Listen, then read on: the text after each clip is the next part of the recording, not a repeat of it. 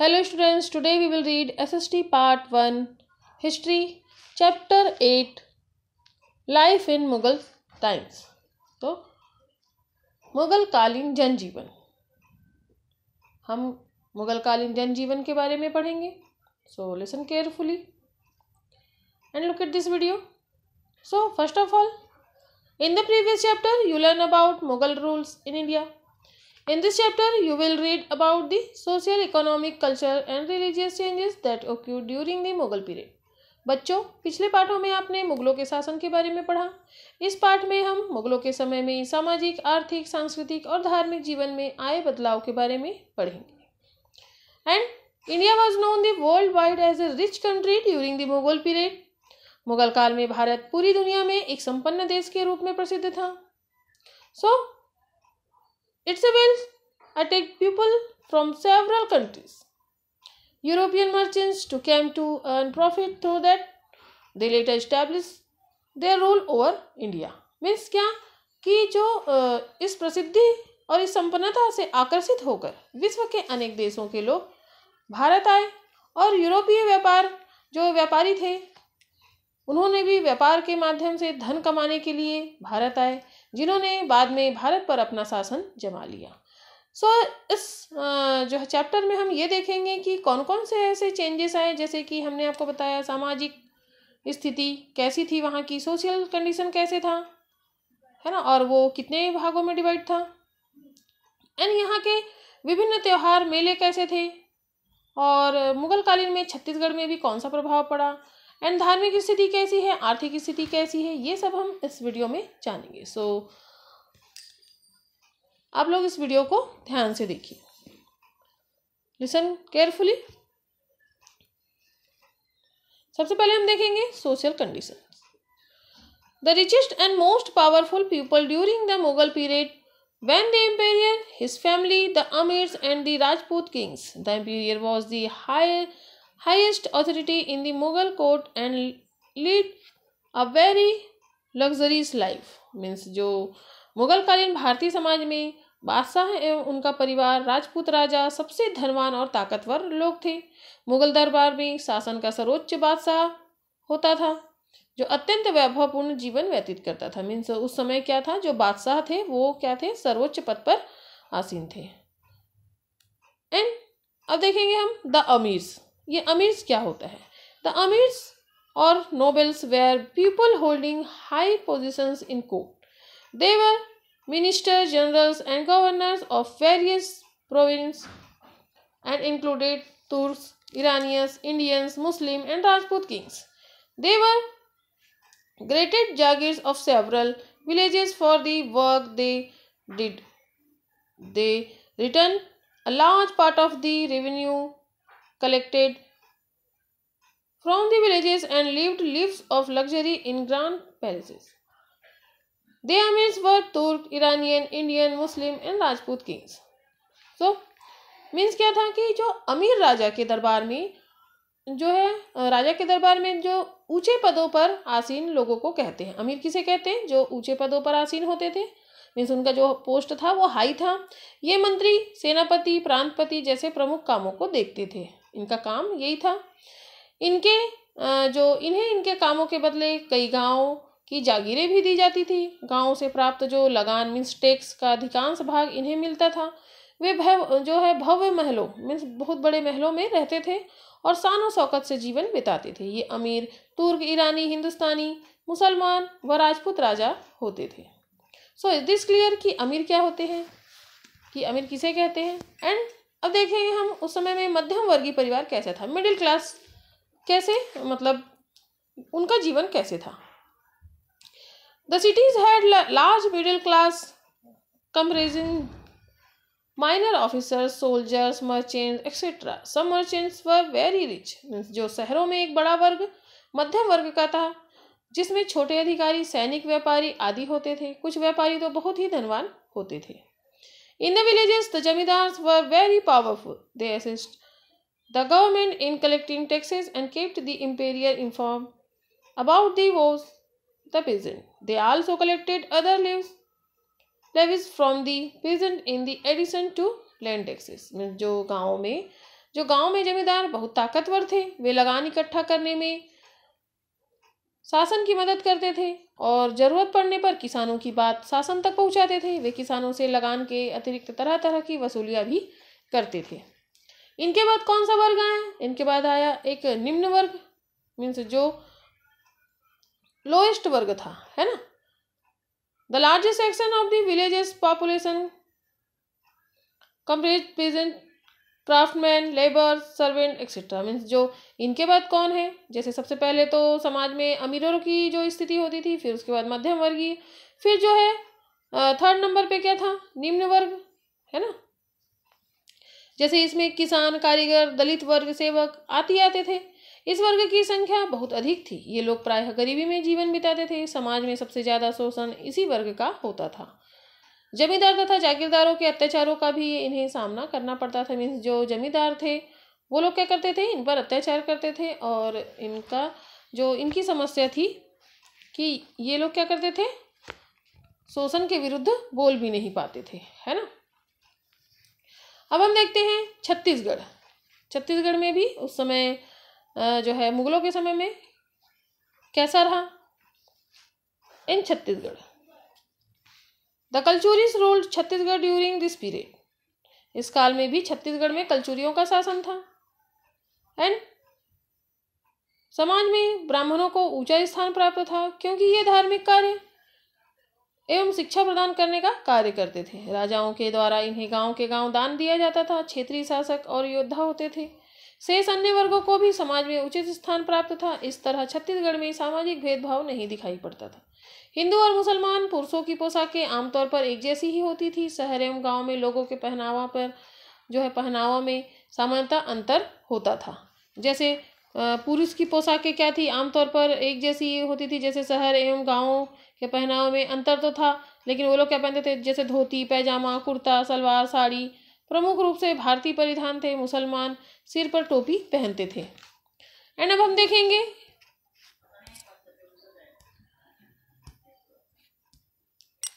Festival and fears.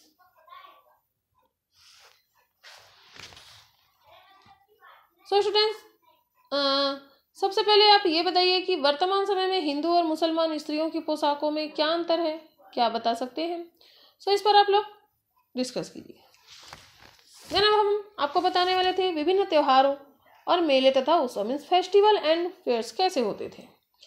Festival and fairs, let's see. Many festivals and fairs were celebrated during the Mughal period. Hindus and Muslims celebrated these festivals together, the main ones being Dasara, Diwali, Holi, Eid, Nowruz, Muharram, etc. Akbar participated in Hindu and Muslim festivals which were celebrated in his court. जो त्योहार मेले तथा उत्सव भी मुगल काल में बहुत ही मनाए जाते थे। जैसे हिंदू तथा मुसलमान त्योहारों को मिलकर मनाते थे और उस समय के जो प्रमुख त्योहार, जैसे अभी हमने आपको बताया, दशहरा, दिवाली, होली, ईद, नवरोज, मुहर्रम, ये आदि होते थे। और जो अकबर थे, अकबर के समय में क्या था कि जो अकबर सभी प्रमुख हिंदू और मुसलमान त्योहार दरबार में ही मनाया करते थे और इसमें बादशाह भी भाग लेते थे। Fairs organized in large cities like Delhi, Agra, Lucknow etcetera.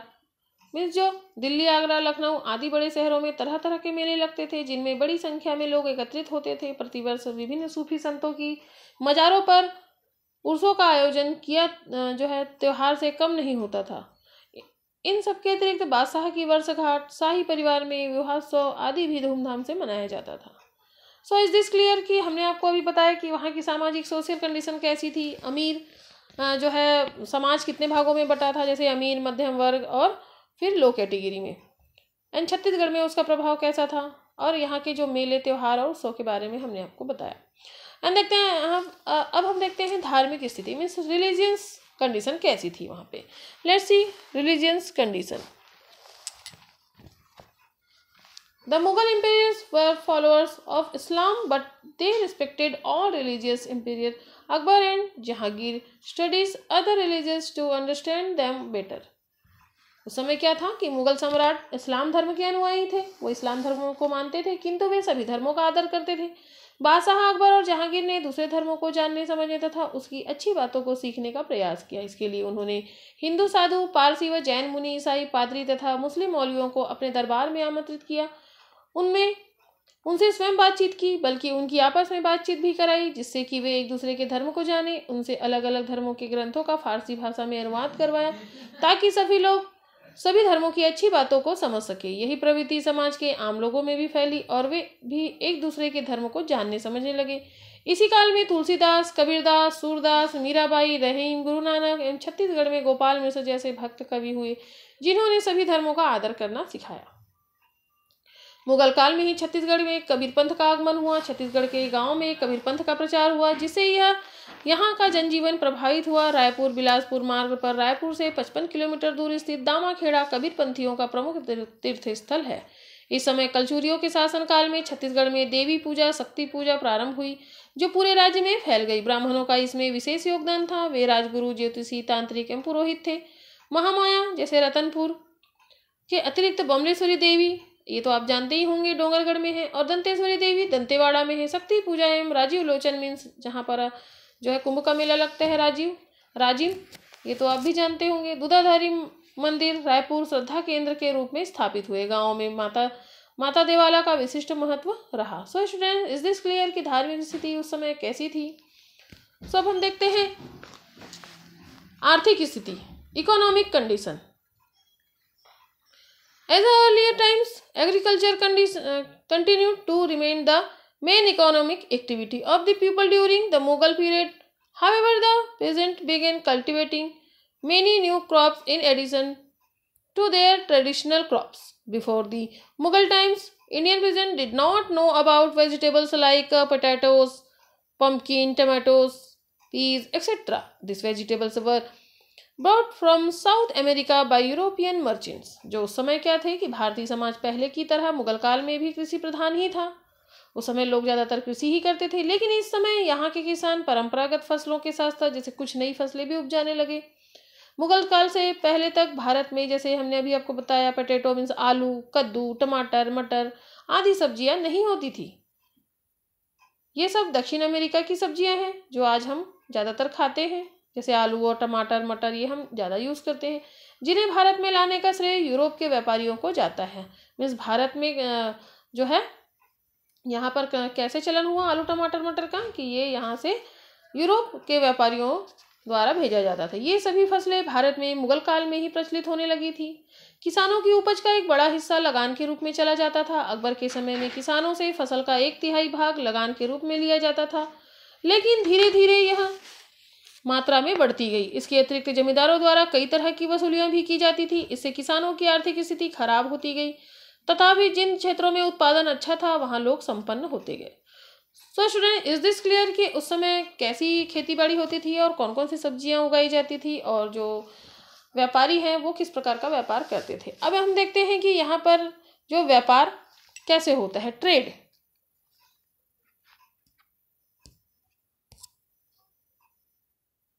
Trade के बारे में मीन्स क्या होता है? ट्रेड मीन्स जो है व्यापार, कि कैसे वहां पर व्यापार किया जाता था। Apart from agriculture people were engaged in several other trades. The textile industry developed during the 17th century. Muslim cloth from Dhaka, the jari work of Benares, cottons for Bengal, Bihar and Gujarat, and the woolens of Kashmir were famous around the world. Means जो इस समय खेती के अतिरिक्त अन्य व्यवसाय भी करते थे उस समय, जैसे 17वीं शताब्दी 17th सेंचुरी में कपड़ा उद्योग का विशेष विकास हुआ, जैसे ढाका की मलमल, बनारस की जरी का काम, बंगाल, बिहार व गुजरात के सूती वस्त्र, कश्मीर के ऊनी कपड़े विश्व प्रसिद्ध थे। प्राचीन काल से ही भारत के विभिन्न भागों में बड़े पैमाने पर व्यापार होता था। बाहरी देशों से भी भारत के व्यापारिक संबंध थे। विदेशों के व्यापारी भारत से अधिकतर सूती कपड़े, नील, अफीम तथा काली मिर्च ले जाते थे तथा इन वस्तुओं के बदले में सोना, चांदी, कच्चा रेशम, मखमल आदि वस्तुएं भारत लाते थे। 16वीं और 17वीं शताब्दी में पुर्तगाल, इंग्लैंड तथा फ्रांस के व्यापारी भारत आए। यूरोप के देशों के ये सभी व्यापारी समुद्र मार्ग से भारत आ रहे थे।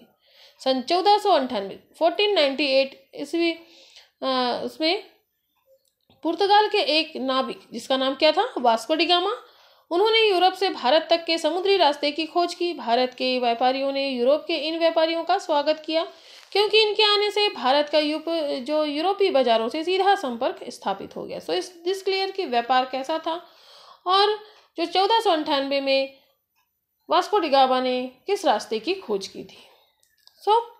अब हम देखते हैं उस समय मुगल काल में आर्ट एंड लिटरेचर कैसा था। The Mughal era is a special place in the history of Indian arts and cultures, agricultures, paintings, music and literatures flourished during this period. उस समय क्या था कि भारतीय कला के इतिहास में मुगल काल विशेष रूप से प्रसिद्ध था।